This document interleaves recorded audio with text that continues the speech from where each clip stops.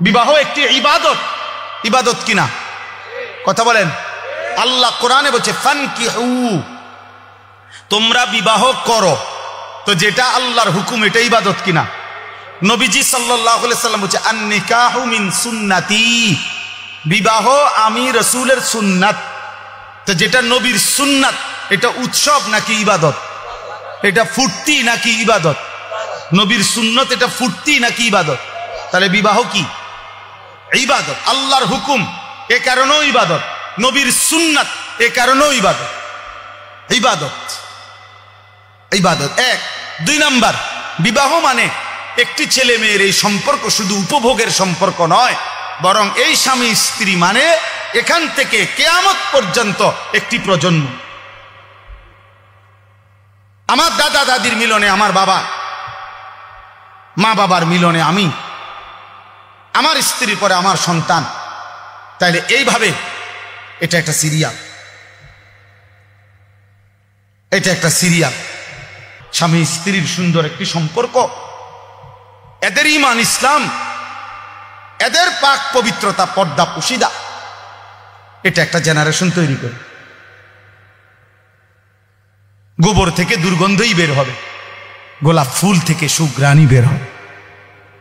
অতএব রাস্তা রাস্তায় ঘুরত যে মেয়ে বিবাহের আগে কোনো না কোনো ছেলের সাথে হারাম কোনো সম্পর্ক করত যে মেয়ে, আল্লাহর কসম ওই অপবিত্র মেয়ে থেকে পবিত্র কিছু আশা করা যাবে না। এই গোবর থেকে দুর্গন্ধই বের হবে, এই গোবর থেকে দুর্গন্ধই বের হবে।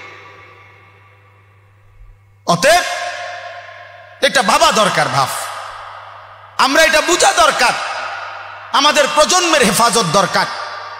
একটি সমাজের মধ্যে সবচেয়ে বড় সম্পদ, একটি ঘরের সবচেয়ে বড় সম্পদ, একজন বাবার সবচেয়ে বড় সম্পদ তার স্ত্রী সন্তান।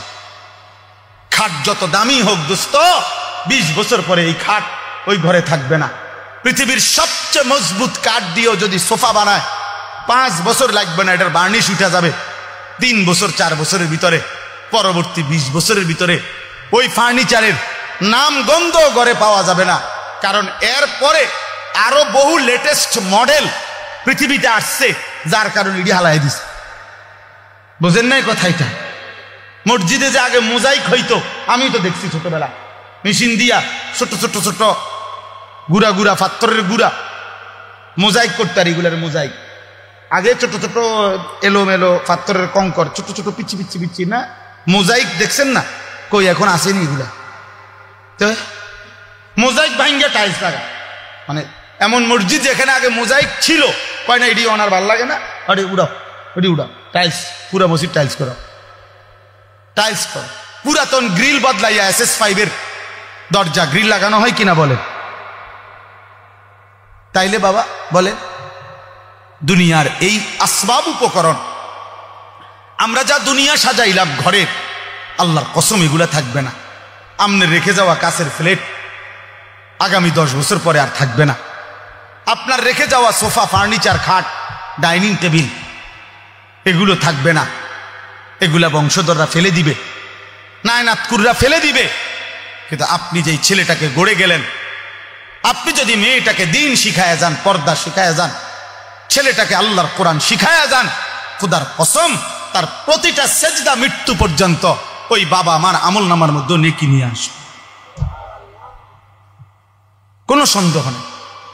আল্লাহর নবী সাল্লাল্লাহু আলাইহি সাল্লামের হাদিস কত শুনছেন আপনারা। ওয়াজে উলামায়ে কেরাম বলে আপনাদেরকে যে মান ক্বারা আল কুরআন ওয়া আমিলা বিমা ফীহি উলবিসা ওয়ালিদাহু তাজান ইয়াউমাল কিয়ামা। আল্লাহর নবী সাল্লাল্লাহু আলাইহি সাল্লাম বলেন, যে কোরআন পড়লো, কোরআন অনুযায়ী জীবন চালাইলো, ওই ব্যক্তির মা বাবাকে কিয়ামতের দিন নূরের মুকুট, আলোকিত মুকুট পরিধান করানো হবে। নবীজি বলছে তাহলে ভাবো তো, যদি বাবা মাকে এই মর্যাদা দেওয়া হয়, তাহলে যে কোরআন পড়লো সরাসরি, যে নিজে আমল করলো, ফামা যান্নুকুম বিল্লাযী আমিলা বিহাযা, তাকে আল্লাহ কি পুরস্কার দিবে? যে কোরআন পড়ছে, যে কোরআন আমল করছে।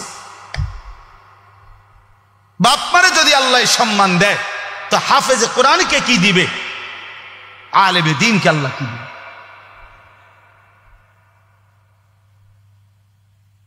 এজন্য প্রিয় ভাই, প্রিয় বাবা, সবাই মিলে গুনাহ ছাড়েন।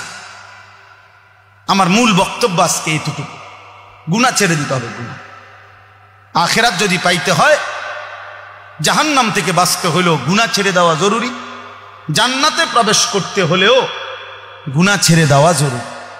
এক মুমিনের ডিউটি দুইটা, একজন মুসলমানের জীবনের 24 ঘন্টা কাজ দুইটা। এক, গুনাহ বর্জন করা, দুই, আদেশ পালন করা। খালাস, এরই নাম জীবন, এরই নাম মুসলমান, এরই নাম তাকওয়া, এর পিছনেই জান্নাত।